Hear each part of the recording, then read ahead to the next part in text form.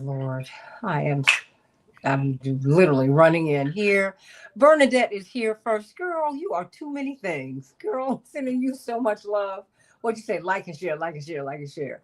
Oh my goodness, we're going to come up in about 40 seconds. But I'm glad that you're home. How's your daughter doing? She is doing much better. Thank you. Thank you. Thank you. Okay, she's feeling well. She is. She's definitely recovered well from that procedure. So Oh, thank yeah. God. Thank God.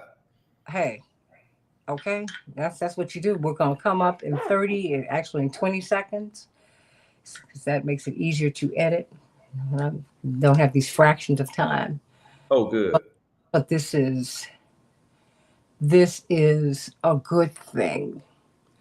But you all have to have a voter registration drive. You got to have that.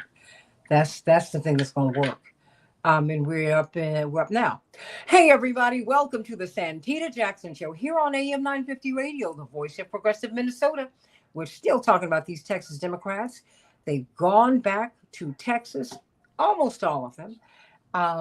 But there are a lot of wrinkles, a lot of things that need to be worked out. We need to find out if they're still being surveilled by the state and what that means, and will it stop once this vote is behind them? See, 'cause I'm trying to figure out what is really going on here. What is really going on here? Will this kind of surveillance and oppression continue as they vote on other issues? Is this how state business will be conducted? By intimidation? Let's talk about that. And then we'll be talking about Ukraine. That's a big issue too. And guess what? Everybody's got a dog in that fight because our money is paying for this conflict. We haven't paid enough attention to that, but we got so many matters to handle. And so let's get right to it. But before we do, I've got to do a little bit of housekeeping. Please, please, please meet me on X at Santita J, at Santita J, and also meet me on the Santita Jackson and Friends Facebook page. And meet me here on the Santita Jackson Show YouTube channel. I need you to like and subscribe, like and subscribe. And of course, I'm on Blue Sky, santitajackson.bsky.social. Santitajackson.bsky.social. Well, well, well. The Texas Democrats have gone back into the legislature. But is this over? No. We've got to talk about what is going on with them. They've been under surveillance. Is that continuing? What about the 900,000 Black and brown people who are unregistered voters? That's right. We're going to start calling them that. Texas State Representative Ron Reynolds. Indeed, you are. Second in command of the Democratic caucus in the House. You all have a whole, you and Representative Wu have a lot going on, but you, of course, are the past head of the Black Legislative Caucus. And so there are a lot of moving parts here, and I want you to help to bring us up to speed because when we were looking at these goings on last evening, we were trying to figure out what you all are dealing with right now. I mean, because we've been hearing uh, really stories about your surveillance that are quite harrowing, quite frankly. It sounds like intimidation, So tell me, you're back home, and now what? Are you being followed by the police?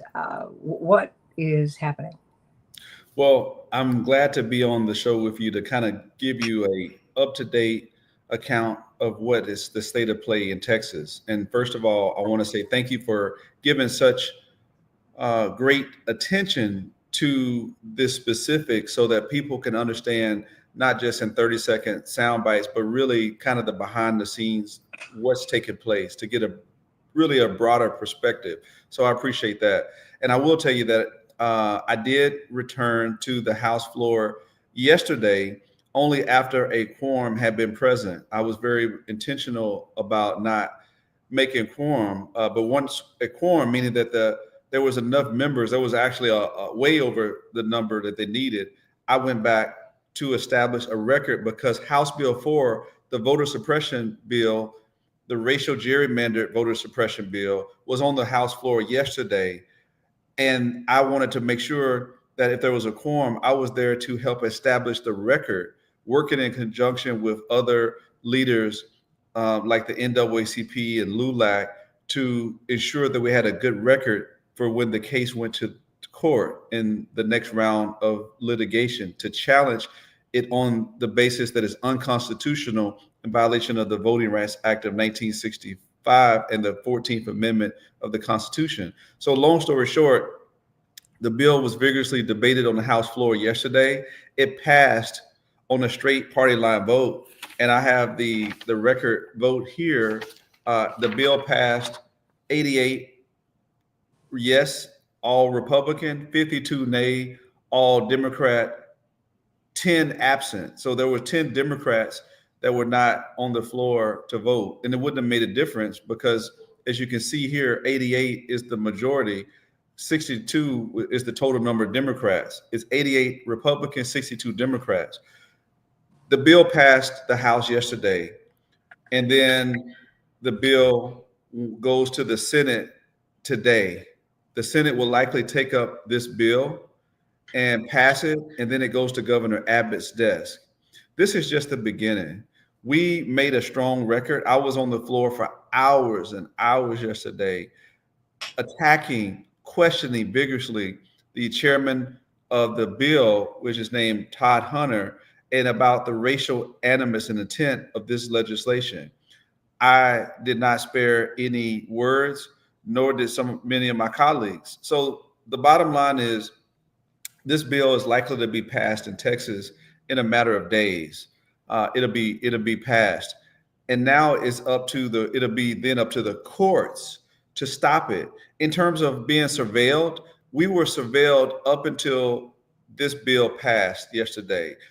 Once the bill passed, they said that they're releasing the call on the House, meaning that there will be no more arrest or seizures, or, as you saw from my colleague, Representative Collier, false imprisonment, being held against our will, being detailed by DPS troopers and around the state. So that is over as a result of them passing this bill. That is the shame and sham of this process. All they wanted us to do was to be here, to have the ability to pass this racial gerrymander, to give President Trump his 5 seats so that he can try to steal and rig the elections to hold on to power in the midterm. So that's where the state of play is. We're in the today we took up flood relief. We should have did this yesterday, but they showed priorities where they did racial gerrymandering. So I'm here today So wait a to minute. say You still Mhm. have scores of people missing from that July 4th flood. Yes. And you were being brought back to vote on that because, of course, it's summer break. That's correct. And so what this really, they care less about finding these people who are deceased That's and correct. restoring that area. They care less about that than this racial gerrymandering. That's fact. That's a fact. What did Maya Angelou tell us? When people show you who they are, believe them the first time. They showed us who they were. They bow at the knee of President Trump, and they put the families that lost their loved ones to secondary status and said, hey, we got to get this redistricting thing done. Like, we could have broke quorum again for all they care because they released us because we did what they wanted them to do. Like, pass that racial gerrymandering. This legislation today is titled House Bill 1, Senate Bill 1, meaning that it's supposed to be the top priority for the state of Texas. Yet this is we took this bill up and then we passed it on the House floor today, but it's a shame and a sham. And I hope the American people and Texans are paying attention that Republicans, they don't put people before politics. They put politics before people and special interests of the billionaires. They don't put the families, working families. They could give a damn about flood relief, disaster preparedness, healthcare, Social Security, the things that we hold near and dear, kitchen table issues. They could care less. They're more concerned about trans athletes and abortion bans and banning books and taking away people's health care and suppressing people's votes and racial gerrymandering, eliminating diversity, equity, and inclusion. Those are and giving their billionaires more tax breaks. That's what I'm seeing right now. We're talking with Texas State Representative Ron Reynolds about the Texas State Democrats who have returned, and they have voted um, on this on these new congressional districts, and these new congressional districts will cost the people of Texas what? I mean, who is vulnerable? Is it Jasmine Crockett and Jasmine Crockett is vulnerable. Congressman Al Green is vulnerable. Congressman Mark Vesey is vulnerable.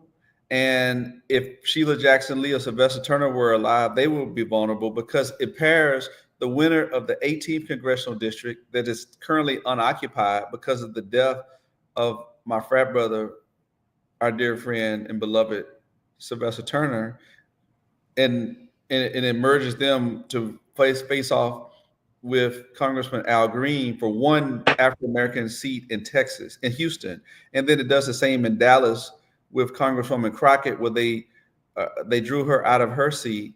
Where now, if she runs for reelection in her 30th seat, she will be running in a district that she doesn't live in, which you can do it, but you don't even live in your district. She would need to move or represent her district from another congressperson's district. So that because they're pitting her and Congressman Mark Vesey. So instead of having increased African American districts based on the 2020 census, they're decreasing it by 50%. That is, I'm definitely not gonna stay silent about that because I want people to realize, and I've said it many times on your show, there are more African Americans in Texas than any other state. We should have more African American representation in Congress. There's no reason on this earth why we would take and cut the slim representation we have of 4 seats and have to now only have two. Two in the great state of Texas. There'll be 2 African American opportunity seats, period. And that's just it just unbelievable. unbelievable, unfreaking believable. But that is what they did yesterday, and they could care less. They did But it, and they all slept well last night. look, the change does not come from the White House; it comes from our house. That's right. That having been said, I think that the Democratic Party should give more than lip service to this, and they've not Absolutely. done enough. I mean, the thing is, Reverend Jackson and the Rainbow Coalition flipped the Senate at the height of the Reagan Revolution in '86. It can be done. Okay. Yes, it And I can. keep going back to that because you've not had that kind of success on the progressive side since Reverend ran.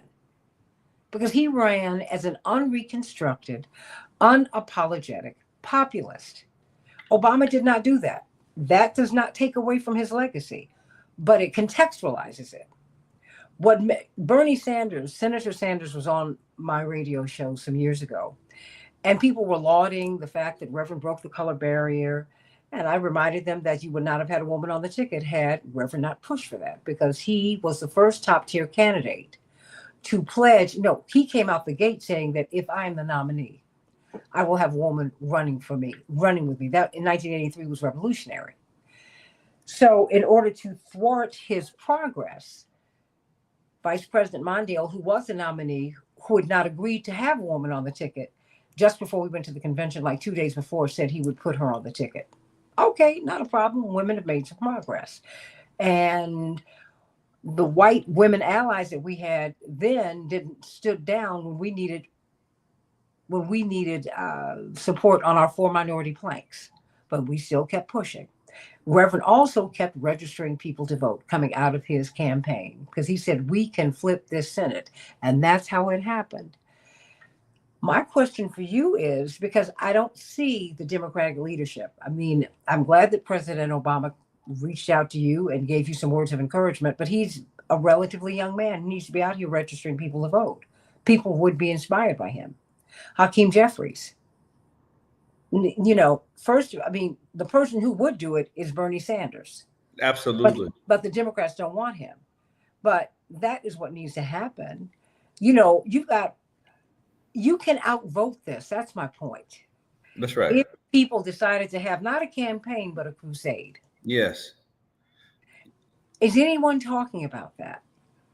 They need to be, Santita, quite frankly. They need to be. And we need to hold all of our leaders accountable, and including Leader Jeffries and Leader Chuck Schumer And and President Obama. He's President supposed Obama. No, he no, and Mrs. Obama are definitely. the two most popular Democrats in the They United States. are by Well, far. next to Bernie Sanders. Yeah, Because Bernie is, he's the most popular elected official in the he is. Yeah.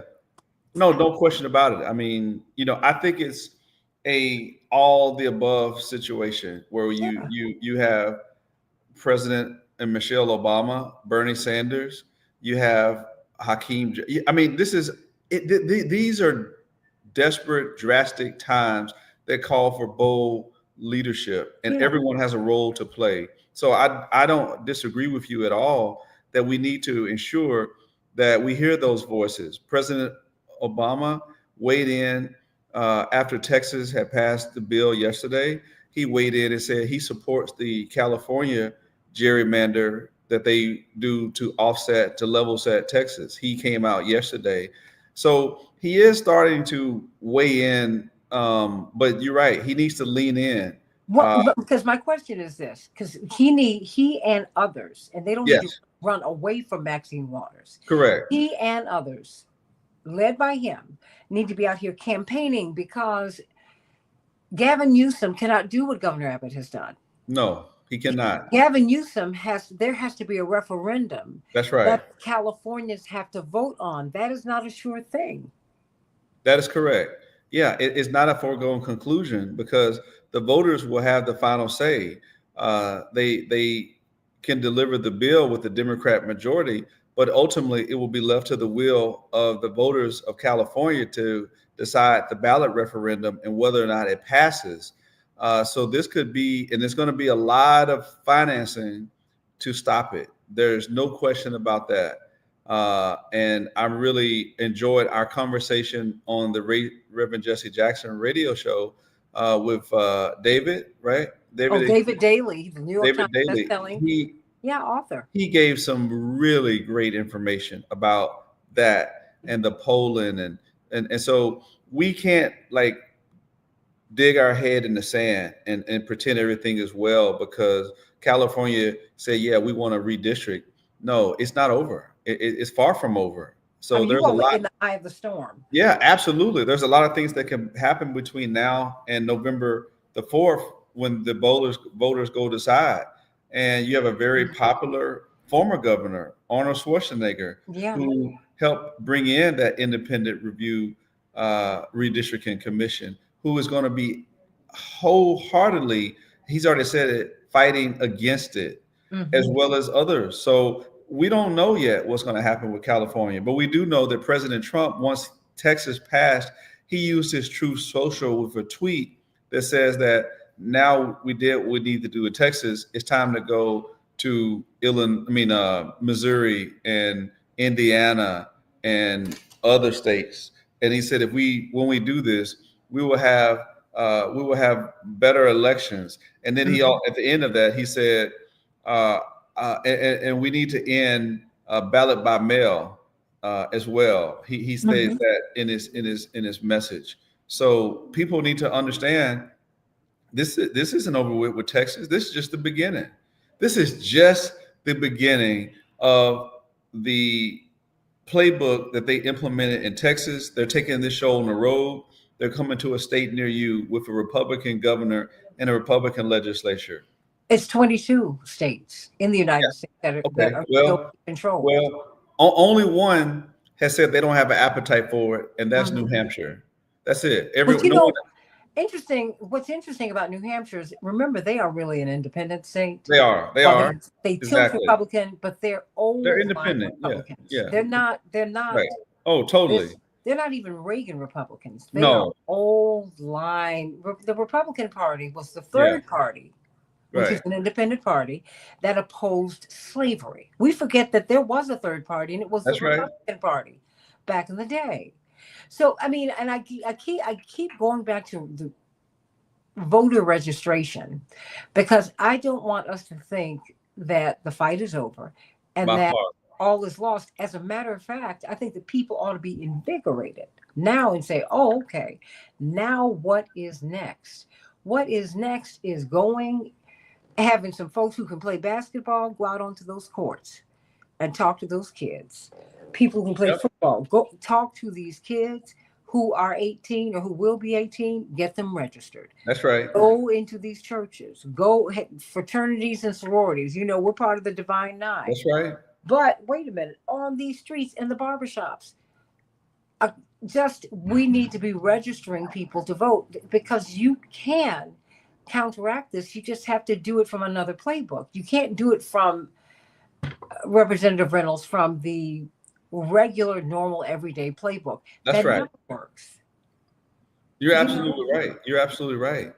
And Santita, I get frustrated seeing the same old playbook by our so-called leaders in charge. And what do I mean by that? I mean that they keep pushing the same narratives, the same, oh, this is all we got to do.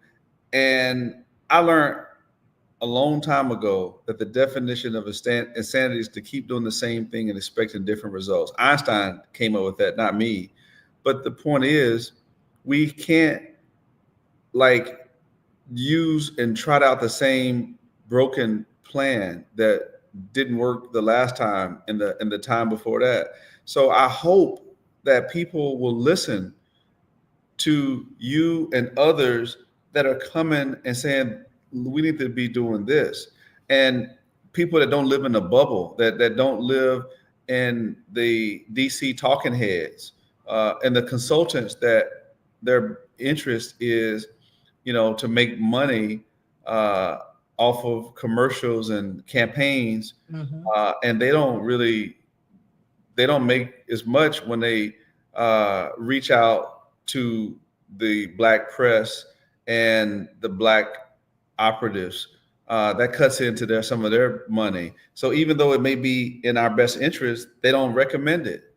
And shame on people who are at the table that don't demand where or what are we doing in the African American community? What are we doing in the Latino community?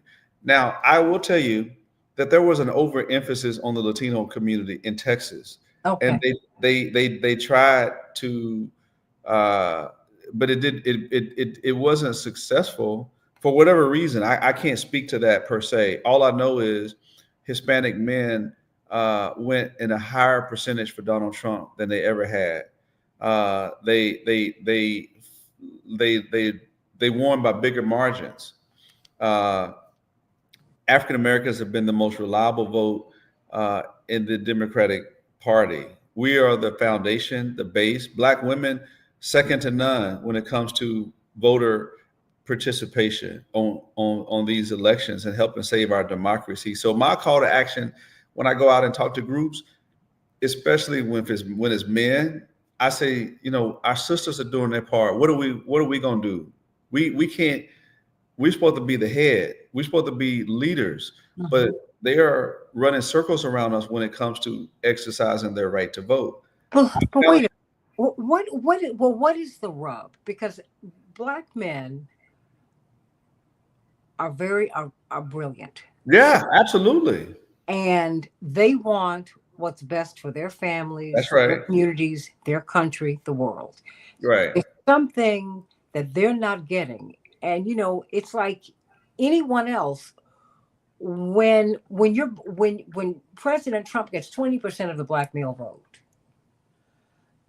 when you hear black men and their disappointment and really their pushback on the Democratic Party, that's coming from somewhere. My question is, where does it come from? Because I respect that. I just want to know where is it coming from, so that it's just like anything else. If I have cancer, I don't need cold medicine. You That's know, right. Right. that's not going to help me. You need chemo, right? So this is what we're talking about. What is the rub? What is it that is turning black men off? Well, I think one of the things that we know that was a big thing, and I remember us talking on your about on your show with, and I believe it was Dr. Michael Eric Dyson, Hmm. President Trump talking down to black men. That ain't helping nothing. Oh, You you talking can't. about President Obama or President Trump? President Obama. Oh yeah, yeah, yeah. Yeah, remember And that? he didn't apologize. I No, he was didn't like, apologize. Yeah, he talked down to black men, and we talked. I remember that, but a lot of it is that is those things. So I think that there need to be, and I said this after the election, that there should have been a complete autopsy, a complete deep dive into what went right, what went wrong, what, and talking to real people, and not, these same consultants, and telling you what you want to hear. And so I haven't seen that data, Santita, but I think that there is enough collective resources to find out.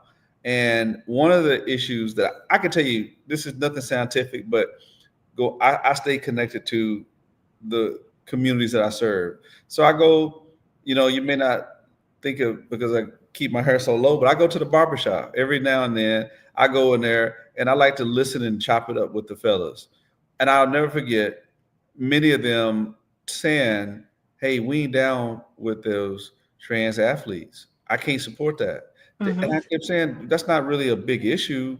But for them, that was their issue. They were like, because the Republicans did a good job of wrapping that around us and our platform, and that hurt us with but black men.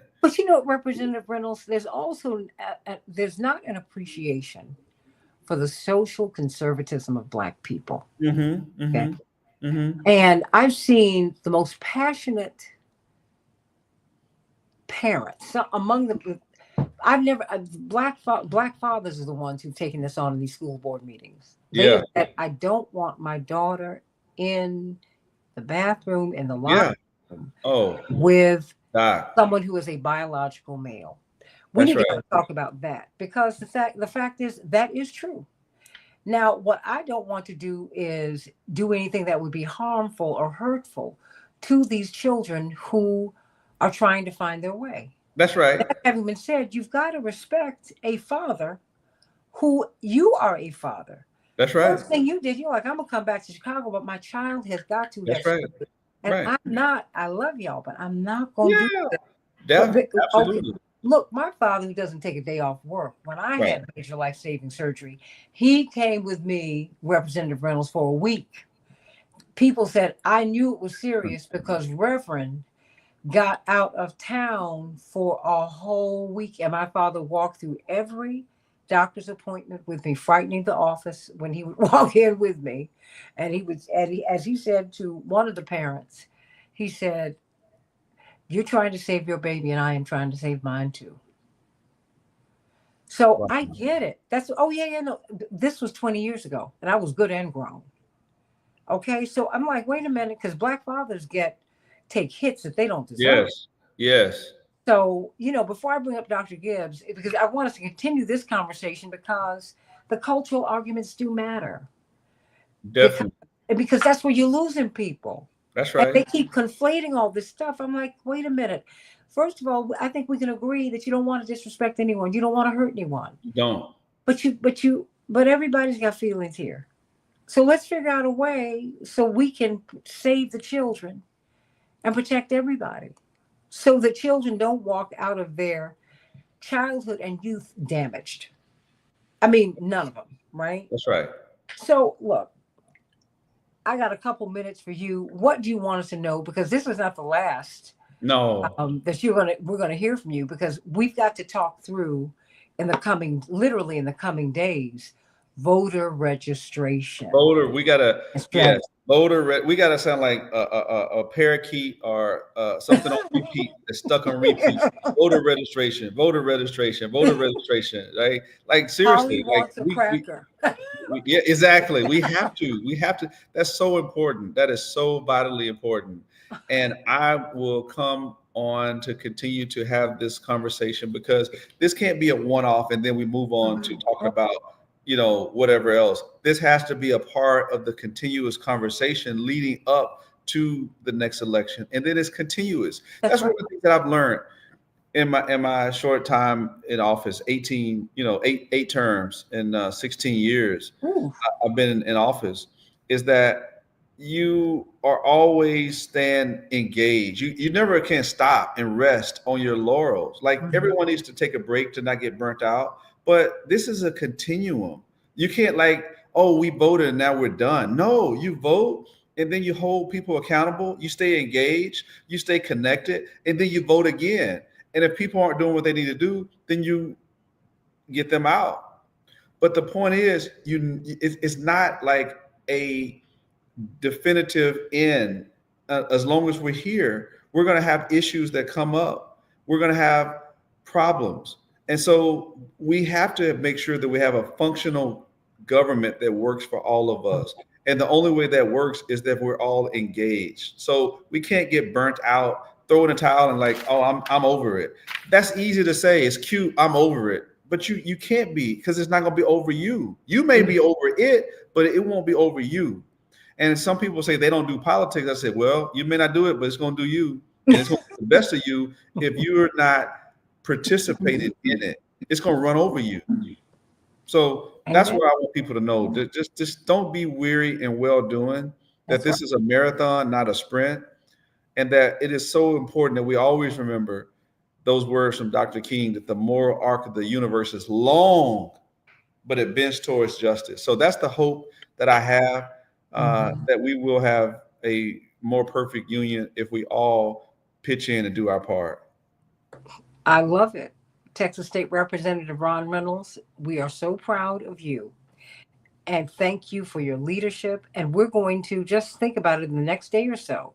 We're going to continue to do this because now Representative Crockett and Representative VC and Representative Green, now the voter registration um, begins. You got That's to right. call in Maxine Waters. You got to call in the Black Caucus. You got to call in the Progressive Caucus. You got to We call in do. everybody to comb the state, engage the preachers who have the big congregations and the small ones, Yes, engage people and register people to vote and say, okay, y'all got this, but we got this.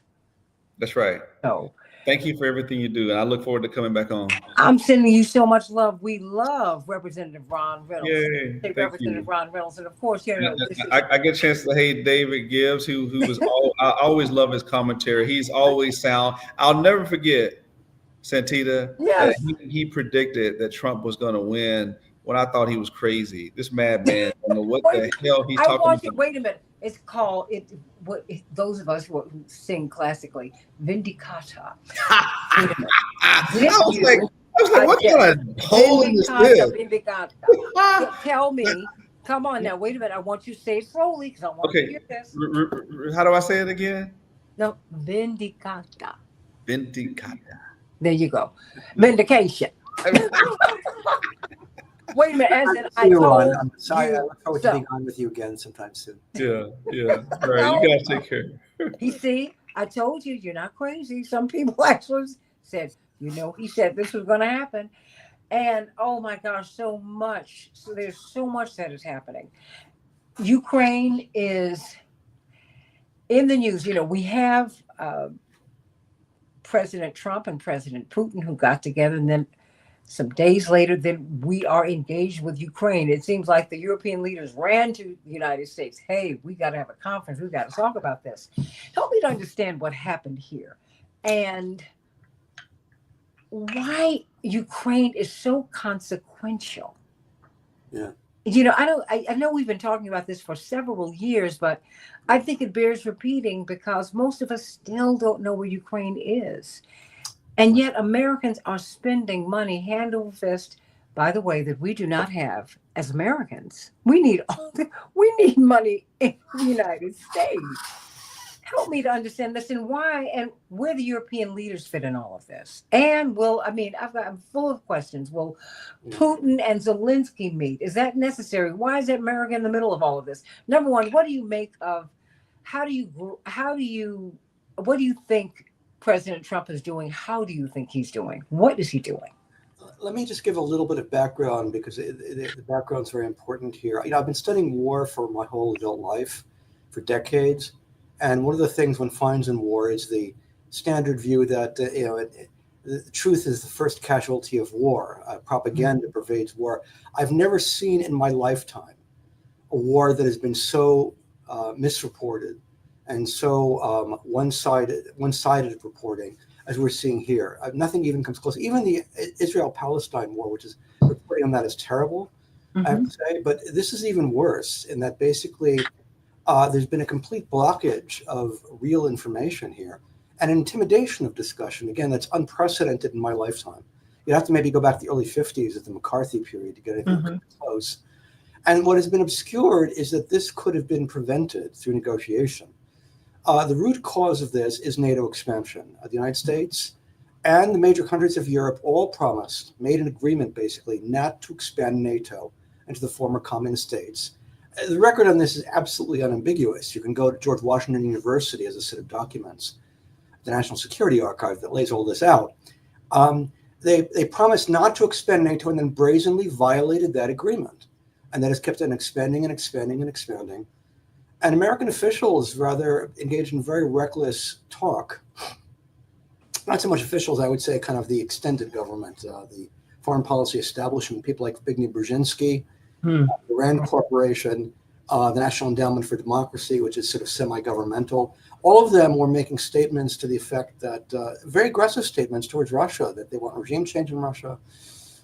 They want to influence elections in Russia. In fact, the American officials boasted that they drove the 1996 election. They elected a very unpopular leader named Boris Yeltsin and boasted about it. They openly boasted about it.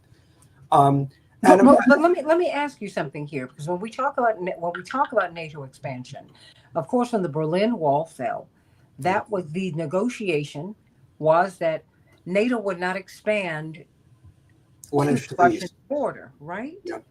And they did. I mean, because I guess is the parallel the missiles in Cuba. We would not tolerate missiles 90 miles from Miami, right? Help me. Well, I help us to understand that, because even now, when you say that, it almost sounds like heresy because of the way. it is heresy, but it's true. Yeah, it is true.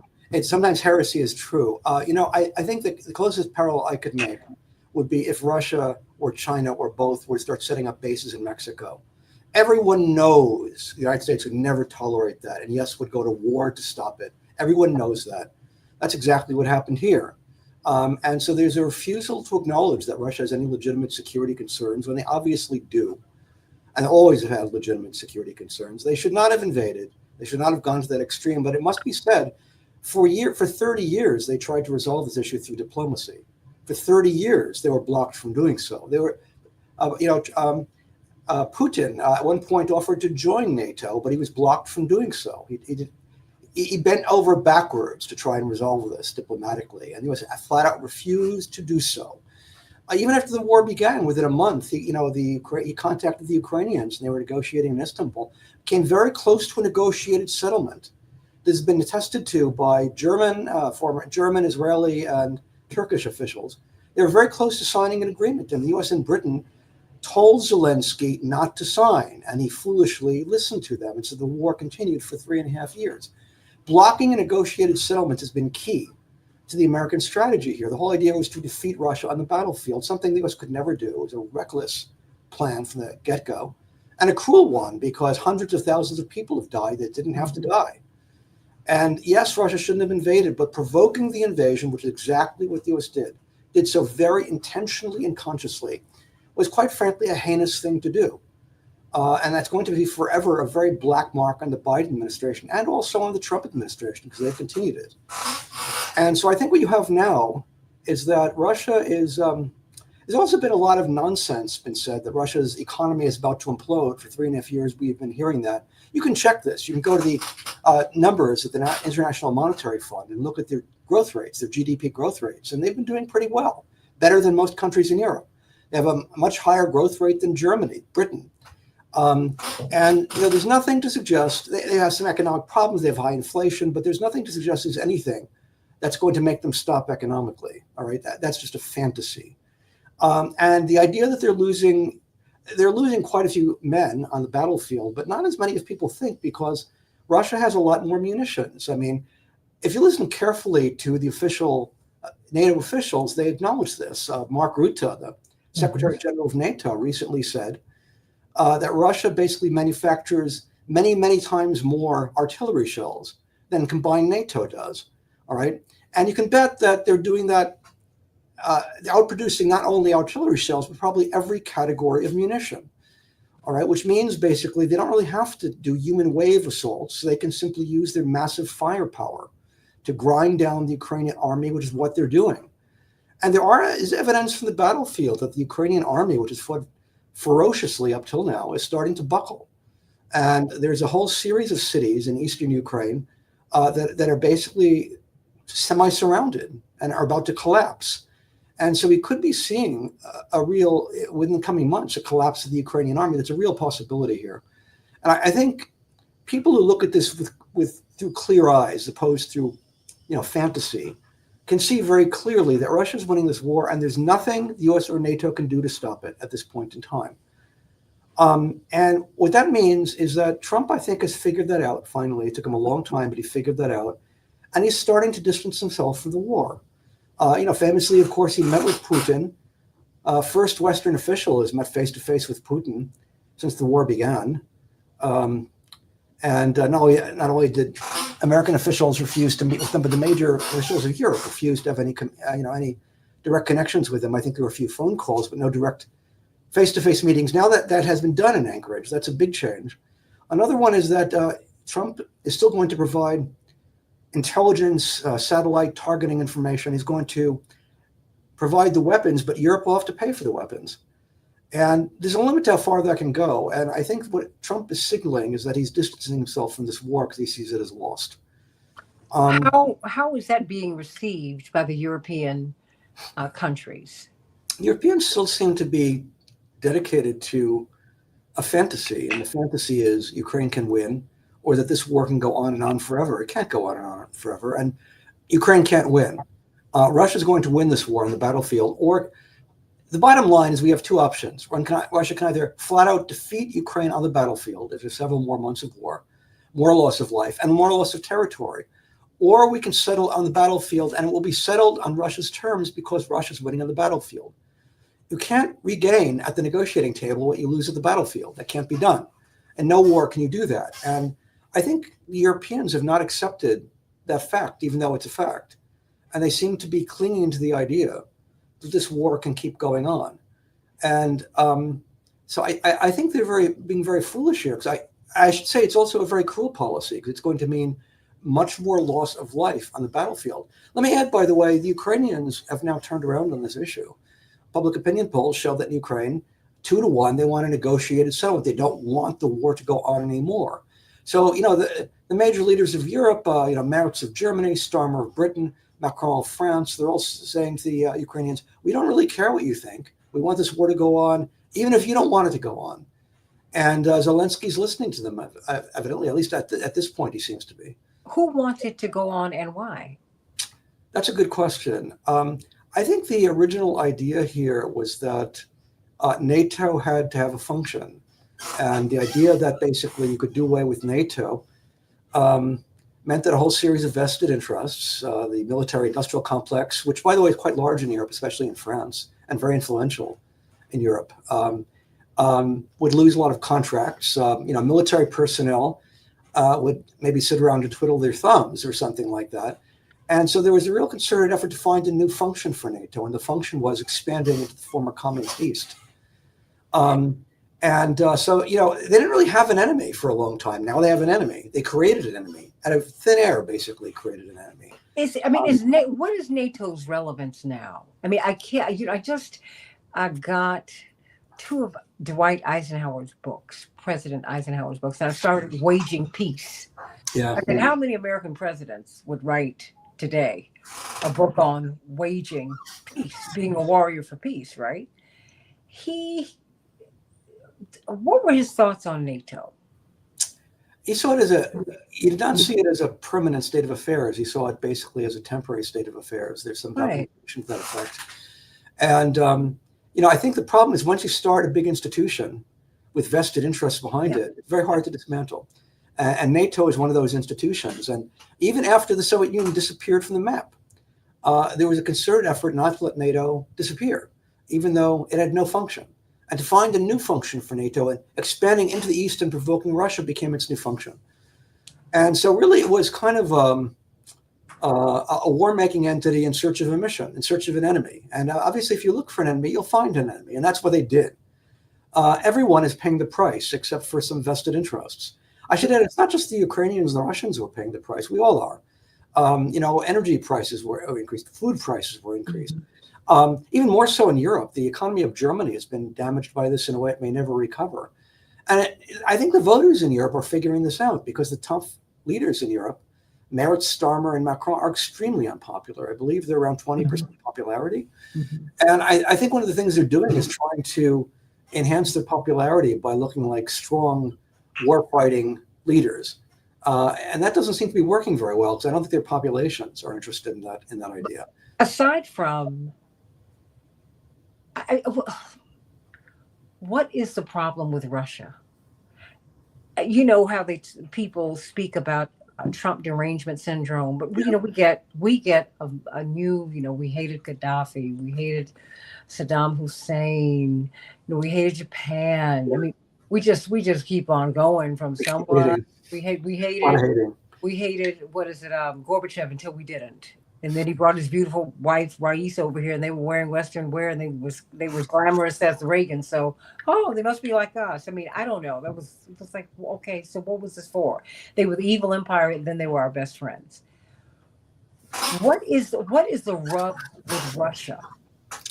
I think that I think it started out the United States needed an enemy, NATO needed an enemy, and Russia's big. And so they're a credible enemy. I mean, we went through a number of iterations here. I mean, we had Al-Qaeda. The problem with Al-Qaeda is it's not a very credible enemy. What do you do with attack submarines, which are built at enormous expense? Al-Qaeda didn't have a navy. They didn't have aircraft carriers we could sink with those submarines. You need a bigger enemy. And Russia was a big enemy. And so I think they focused on Russia quite naturally as just that's what militarized bureaucracies tend to do. I think once it started, though, it became like a religious crusade, a holy war almost. And people now are getting very carried away with the religious crusade, the hatred of not just of Putin, but of all things Russian. There's enormous anti-Russian hatred going on. It's very striking. I mean, a lot of this is like the Cold War in so many obvious respects. You're old enough to remember the Cold War as I am. And much of this is indeed reminiscent of it. But there are two things I want to note there. Is in the Cold War, it never got this crazy. You never got this hatred of Russian culture that you have now. You never had this situation of no negotiations. In the Cold War, every president negotiated with the Russians. They were not afraid to meet with Russian leaders. Now, Trump meets with Putin, and, well, it shows he's a Putin puppet. That's the accusation. It shows basically he's a criminal. He's a traitor. I mean, every president met with Soviet leaders, and people didn't say that. Republican and Democrat. Even President Obama leaned into Putin in an what should have been an off mic moment. Didn't he say, "You just wait until after the election, we can work this out"? I remember. What was the phrase again? To paraphrase, we'll talk about this after the election. Don't worry about it. I mean, I'm just trying to figure out a way out of this. Because you cannot, one of my favorite pastors, Reverend Donald Parsons, said, even clouds run out of rain.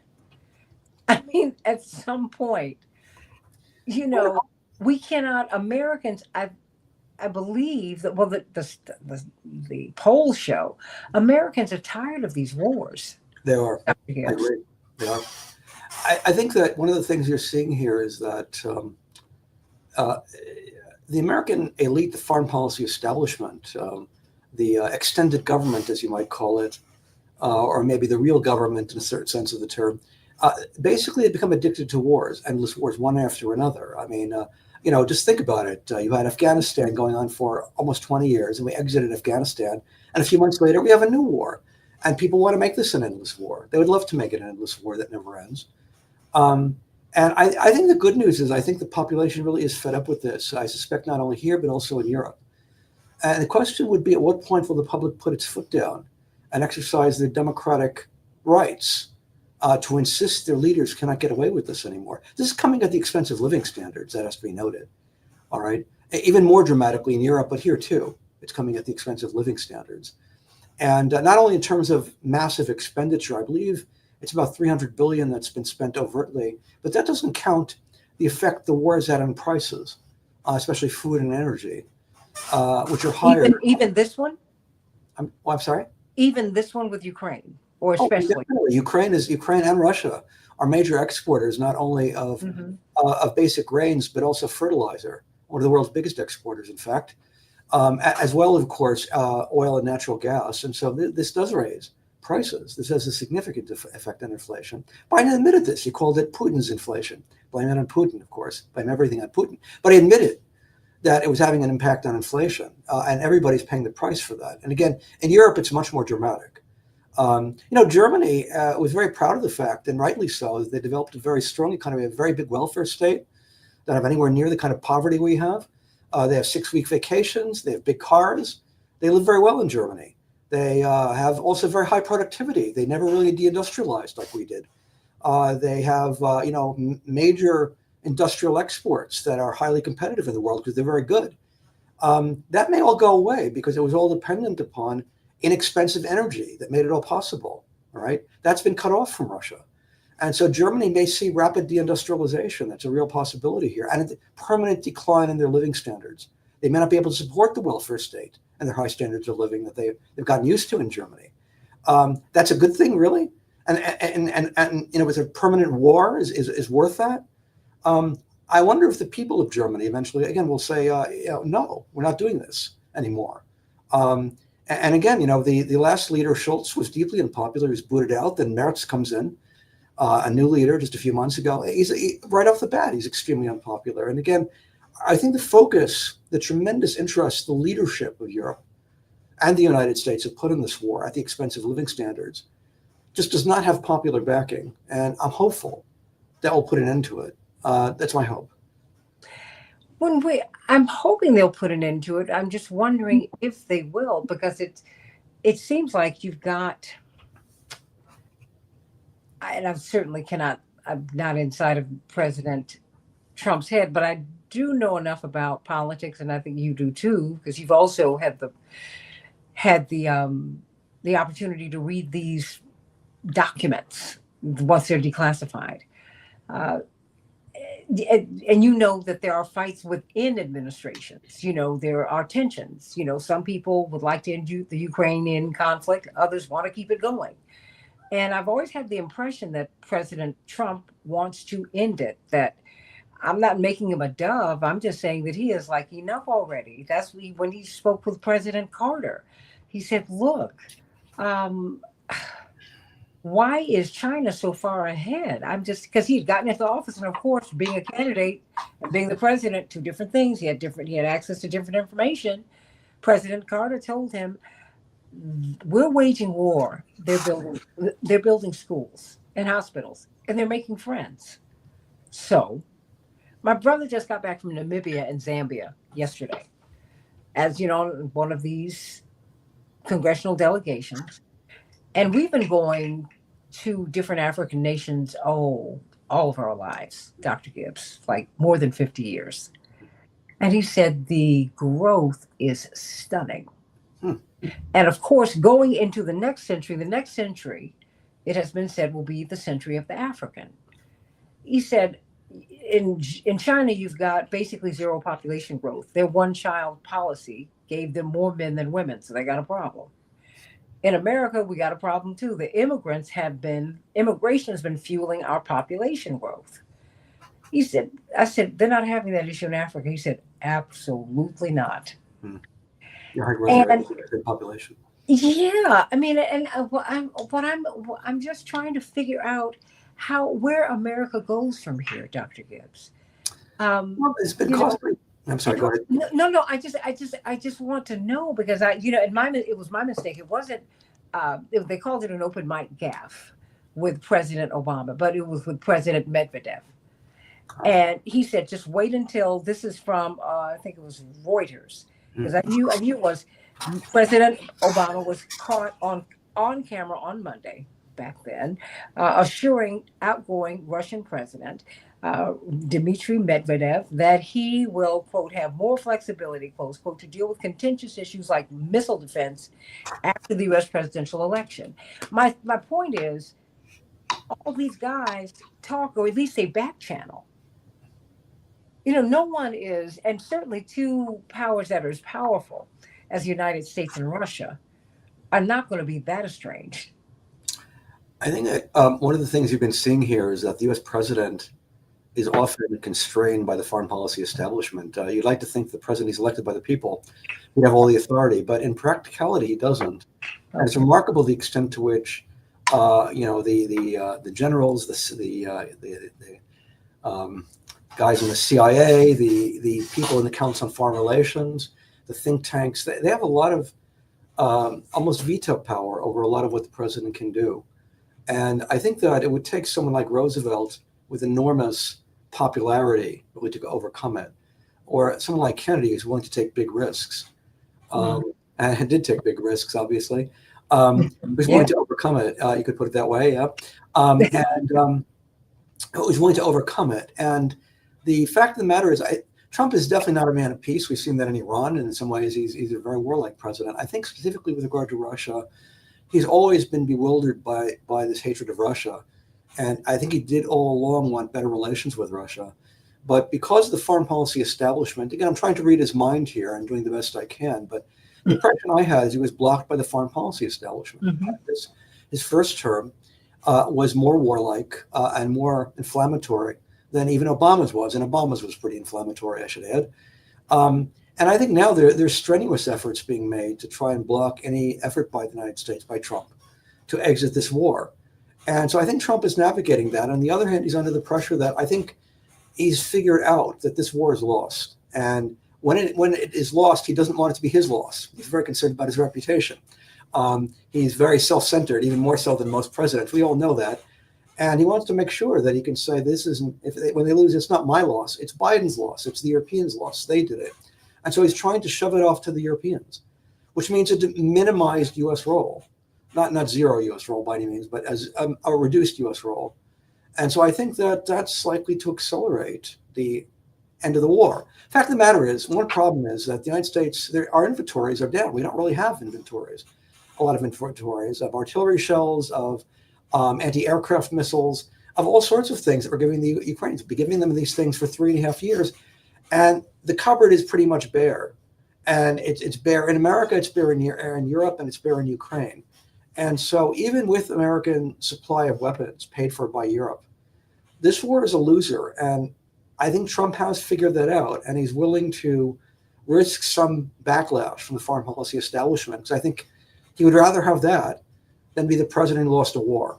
So I think that's what we're confronting here. And in a sense, I think that's good news, because he's facing reality. Mhm. And facing reality is never a bad thing. It's better than the alternative, which is what the Europeans are doing. There are all sorts of things they're saying that, we have to impose a 30-day ceasefire in Russia. We have to make Russia accept French and British troops backed up by American air power. Russia will never accept that. And they're winning on the battlefield, so they don't have to. And so they can talk about these things if they want, but that's not reality.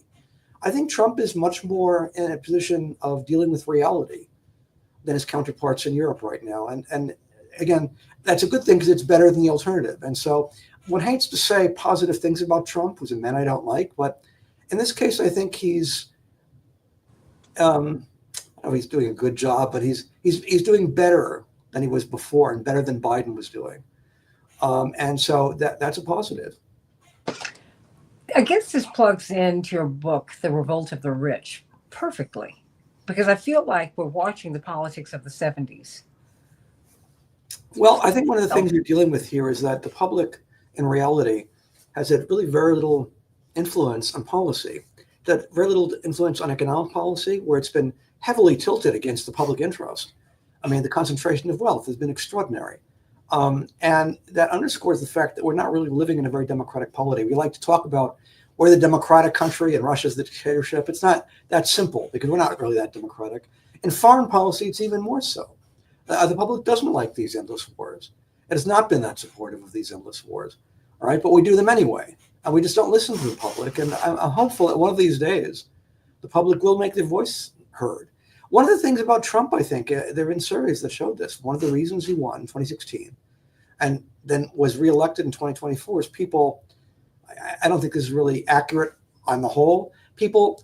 Many people see him as less warlike than the Democrats. And the Democrats are pretty warlike. And it's remarkable how the Democrats seem to like that reputation and to cling to it, that we're the party of war.